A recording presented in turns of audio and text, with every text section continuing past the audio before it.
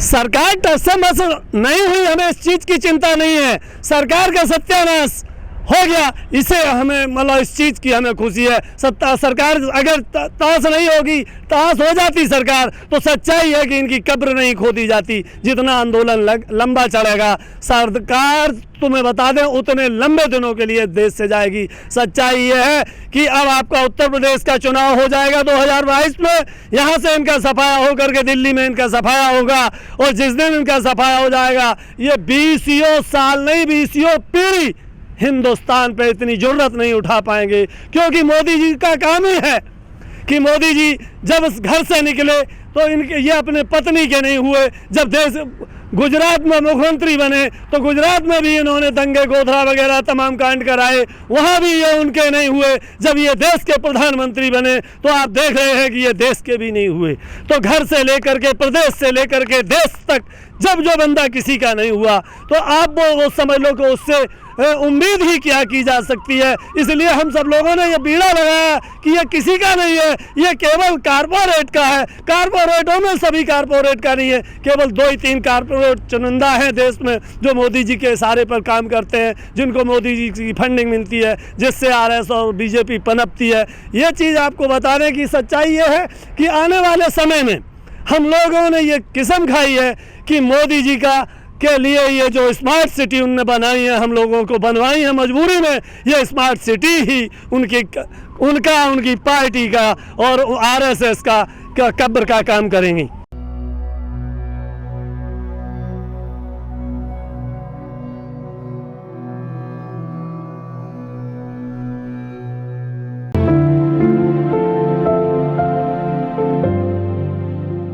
देखिए, आज हमारे चौधरी अजीत सिंह जी का स्वर्गवास हो गया है।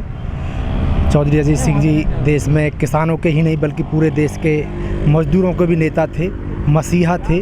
वो पूरी ज़िंदगी किसानों की, मज़दूरों की आवाज़ बने रहे। एक हमारे किसान आंदोलन के साथ भी उनको बहुत बड़ा योगदान रहा। ये हमारे किसान आंदोलन को ही बल्कि हमारे किसान बरादरी, मजदूर संगठन सबको बहुत बड़ी क्षति हुई है। और इसी के साथ हमने आज उनको श्रद्धांजलि दी है। और मैंने जो बंगाल में बीजेपी की जो सरकार, जो अहंकारी सरकार जो कह रही थी हम 200 प्लस के आसपास सीट लेके आएंगे, उनको बंगाल की जनता ने जवाब दे दिया है। उसी के ऊपर अब मैंने कुछ लाइनें लिखी हैं। दिल्ली के सारे बॉर्डर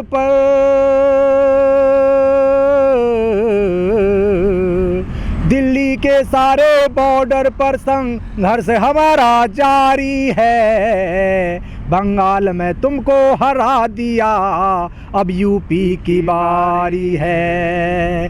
और दिल्ली के सारे बॉर्डर पर संघर्ष हमारा जारी है। यूपी में तुमको हरा दिया, अब यूपी की बारी है। सरकार के छूटे पसीने, सरकार के छूटे पसीने देख हमारी तैयारी है। दिल्ली के सारे बॉर्डर पर संघर्ष हमारा जारी है। बंगाल में तुमको हरा दिया,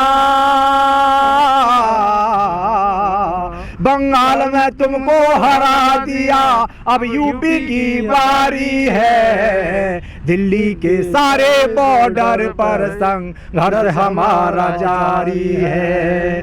तबाही तुमने मचा दी देश में, तबाही तुमने मचा दी देश में, कर दी जनता की ख्वारी है। दिल्ली के सारे बॉर्डर पर संघर्ष हमारा जारी है। बंगाल में तुमको हरा दिया, अब यूपी की बारी है। अब ना तुमको देंगे मौका, अब ना तुमको देंगे मौका, कसम ये हमने खाई है। दिल्ली के सारे बॉर्डर पर संघर्ष हमारा जारी है। बंगाल में तुमको हरा दिया, अब यूपी की बारी है। अन्नदाता की भी नहीं सुनते, अन्नदाता की भी नहीं सुनते ये, इतने हुए अभिमानी हैं। दिल्ली के सारे बॉर्डर पर संघर्ष हमारा जारी है। बंगाल में तुमको हरा दिया, बंगाल में तुमको हरा दिया, अब यूपी की बारी है। और 24 तक भी लड़ते रहेंगे, 24 तक भी लड़ते रहेंगे। और मोदी तुझको गल सिकानी है। दिल्ली के सारे बॉर्डर पर संघर्ष हमारा जारी है। बंगाल में तुमको हरा दिया, यूपी की बारी है। बंगाल में सरकार बन गई है ममता दीदी की, किसानों ने ऐसा ही चाहा था, तो कितना बल मिला है किसानों को? सच्चाई ये है कि बंगाल में जो सरकार बनी है, और बंगाल की ही बात नहीं है, हम लोगों ने जहाँ जहाँ मेहनत की है वहाँ सरकार बनी है। पंजाब के लोगों ने सबसे पहले चुनाव का बीड़ा उठाया और पंजाब के चुनाव में ये सरकार 0 पे पहुंची। उसके बाद दिल्ली में भी चुनाव सरकार जीती, उसके बाद बंगाल में भी चुनाव जीती। अब तीसरा मोर्चा आ गया है। जिस ज़मीन पे हम लोग खड़े हैं ये गाजीपुर बॉर्डर है। गाजीपुर बॉर्डर वो बॉर्डर है जो उत्तर प्रदेश की धरती से बिलोंग करता है, और उत्तर प्रदेश वो सूबा है जहां से देश के लिए 80 सांसद देता है। मैं आपको विश्वास दिलाना चाहता हूं, उत्तर प्रदेश से प्रधानमंत्री भी बन जाते हैं, राष्ट्रपति भी बन जाते हैं, ये वो सूबा है। उत्तर प्रदेश ने जितने प्रधानमंत्री इस देश को दिए हैं आज तक किसी प्रदेश ने नहीं दिए हैं। उत्तर प्रदेश वो सूबा है जहां से सबसे ज़्यादा सांसद देश को मिलते हैं। उत्तर प्रदेश ही, सच्चाई यह है कि उत्तर प्रदेश जिस दिन से देश आज़ाद हुआ है आज तक उत्तर प्रदेश जो है देश की राजनीति को तय करता रहा। इसलिए हम तुमको एक बार फिर बताना चाहते हैं कि बारी आ चुकी है उत्तर प्रदेश की।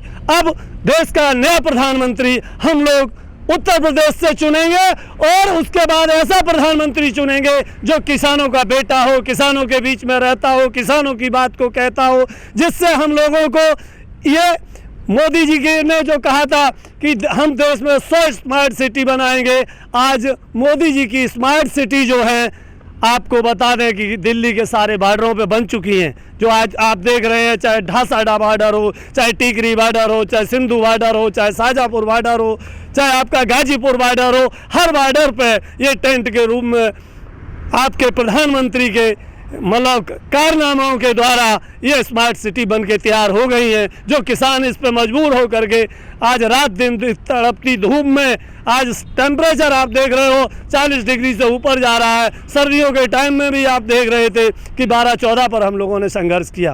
तो हम आपको ये बताना चाहते हैं कि अब उत्तर प्रदेश की बारी आ गई। दक्षिण भारत के लोगों ने अपना पूरा फर्ज अदा किया, और उत्तर भारत के लोगों ने अब बारी उत्तर भारत की आ गई। तो सच्चाई ये है कि आज 6 दिसंबर का दिन, वो 6 मार्च का दिन है, 6 मई का दिन है, और 6 मई के दिन आज चौधरी अजीत सिंह का निधन हुआ। और हमें वो दिन याद आ रहा है कि मैं भी दिल्ली में, मेरा दूसरा दिन था जब चौधरी चरण सिंह का 27 मई को निधन हुआ। तो चौधरी चरण सिंह इस देश के किसानों के मसीहा थे।